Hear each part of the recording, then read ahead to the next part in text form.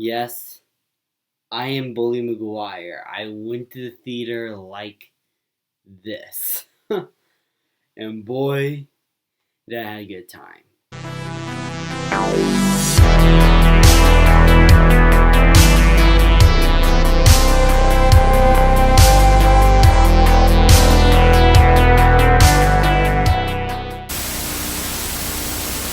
Hello everyone, Jason and Leia back here again, and today we're going to be reviewing Spider-Man No Way Home.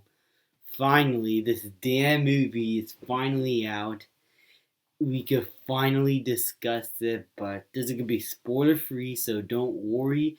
You don't have to worry about spoilers. You don't have to worry about any plot points that are not revealed in the trailers yet. So don't worry about it. So, in this film, after Mysterio revealed Spider-Man's identity to the whole world, Peter Parker's world turns upside down, and he goes to help for the help of Doctor Strange to hopefully change things back to the way it once was before his identity was revealed. But by doing so, accidentally unleashes a multiverse of villains into Spider-Man's world in the MCU, and so he's trying to figure all how to deal with all this, trying to figure out how to bring these villains back to their own respective universes while trying to balance his life as Spider-Man and Peter Parker again. Overall, this is a tough movie to talk about the plot with. As you could tell, I did not explain the plot very well, and it's a hard movie not to talk about spoilers. So I'm just going to run down what I like, didn't like, and basically just give you a fair review. So, what do I think of the film? For the most part, I left the theater extremely satisfied. I think this is one of the best Spider-Man movies to date, and probably the best Tom Holland movie to date. I enjoyed the home films, but they do not compare in terms of quality to the Sam Raimi movies. I love the Sam Raimi movies. In the Homecoming ones, especially Homecoming, I definitely saw the cracks over time and they got a little bit less investing to me. I still really enjoy that. I still think they're really good movies, but they become less investing to me over time. But I still enjoy them. Uh, Here, I think this movie is going to right a lot of wrongs for people who are not fans of the home series because it greatly improves upon certain things about the character in this universe, acknowledges some of the problems, and fixes them in a way that makes sense for the story. So I feel like if you did not like the home series, there's going to be a lot for you to like here. Um, in terms of how it balances out the villains, we got five villains. It is Green Goblin, Doctor Octopus, Sandman, Lizard, and Electro. And I gotta say, I think the movie handled these characters very well. It kept true to the spirits of those characters.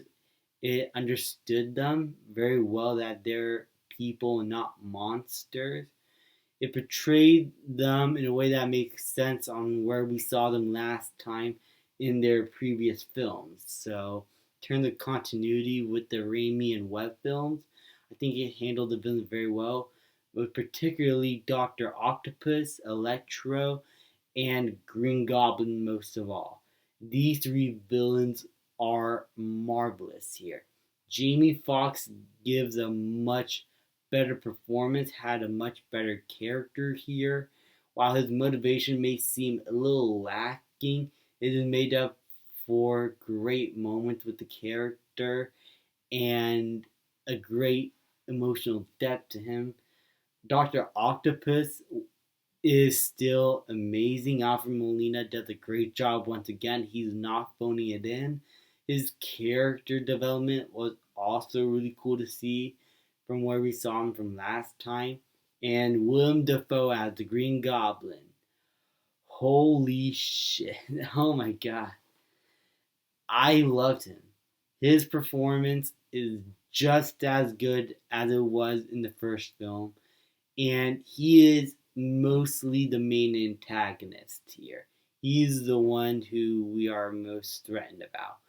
And he brings a sinister presence to the character of the Green Goblin that I haven't seen before with him. He is insanely ruthless. He is crazy. And his motivation and his way of manipulation all worked really well here to create a compelling main villain for the Sinister Five. So overall, I think they did him very well. Sandman and Lizard were also very good in terms of continuity, but they don't affect the story most of all, and I wish they had a little bit more to do in the movie. But for what we are able to get from these characters, I think it was all very well handled.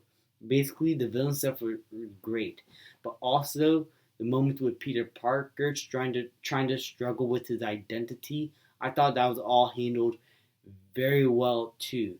In the first act, we see Peter Parker dealing with the ramifications of Far From Home and how it basically affected his life, his friend's life, his family's life. And you could tell that he's trying to do what he can to fix it. And when Doctor Strange, when he asks for his help and messes everything up, it creates more problems for him. But what I love about the film is how Peter Parker actually decides to step up and try to fix these problems head on by himself. And how they portray the relationship between Doctor Strange and Peter here is not like a mentorship like it was with Tom Holland and Robert Downey Jr., Spider Man and Iron Man. It was a much different relationship. Like they definitely do not work well together, and the film acknowledges that. And it also widely decided to focus along Peter making these independent ideas, creating some independent thought for himself, figuring things out using his brains at times also. It made Peter Parker here feel a lot more interesting here than he was in the previous films. He is both smart and uses his what I lost the word. Oh my goodness, I'm so stupid. He uses his smarts to figure things out. But this is also pretty much the most, I won't say it's a dark film, but it's definitely the darkest of the Home trilogy by far. A lot of stuff happens that really affect the character of Peter Parker and his friends a whole lot. And there are a lot of dire moments. And the action sequences are absolutely breathtaking. How John Watts was able to visualize the Doctor Strange sequences was incredible. And the battles with Spider-Man and the villains are absolutely amazing, especially the bridge fight between Spider-Man and Dr. Octopus. That was incredible. Overall, I think John Watts improved himself in the action department and style department. And the brutality, as I said, is there. There's blood. It gets brutal. It reminded me a whole lot of the final battle between the Green Goblin and Spider-Man in Spider-Man 2002. It was just, the action overall was great. The story was well contained and well paced. All the actors do a great job. Zendaya was great as MJ once again. The story, I did not feel it was complicated because it was a simple story this time around. All these five villains were able to be fleshed out very well, and it never felt too crowded. It kept true to the character's roots. The directing, I felt, improved for John Watts in terms of creating a style of his own and creating a voice of his own in this movie. There is definitely fan service, but usually in the first act, the movie focused a lot on Tom Holland's Spider-Man and the story first in the first and second act, and then the third act we got a lot of fan service moments, and it all worked very well as a great main course. In terms of problems, as I said, editing could sometimes be a bit choppy. I think because they wanted to try and hide stuff in the trailers or something like that. I don't know. But I felt like the editing felt choppy at times and not a lot of information was translated very well to the screen once you think about it. But for the most part, aside from those few issues, this was a great Spider-Man story. It understood the core of Spider-Man very well, what it means to have great power and great responsibility, how the universe around him and the world around him is crumbling apart and he's trying to do his best to fix it himself and create his own independent choices. I love that. I love how we're exploring that side now for Tom Holland. And the ending I absolutely loved. I'm going to have to do a spoiler review. I really want to talk about the ending. Overall, this was a great Spider-Man movie. This was absolutely amazing. I'm going to give Spider-Man No Way Home an A. I had to be honest, I can't give it an A plus because the editing issues were very bad, but it never detracted from the entire movie as a whole. So I had to be honest, it's not an A plus for me, but it's still a really good movie that I do recommend you guys go check it out. I am very interested to see how it holds up in rewatches over time, and if it will be as good as it was now. But I have a feeling it's going to hold up much better than Homecoming or Far From Home, that's for sure. But overall, these are just my general thoughts. I want to know what you guys think. Do you enjoy the film? Did you not enjoy the film? Don't spoil anything in the comments. Wait till the weekend's over, till everybody got a chance to see it.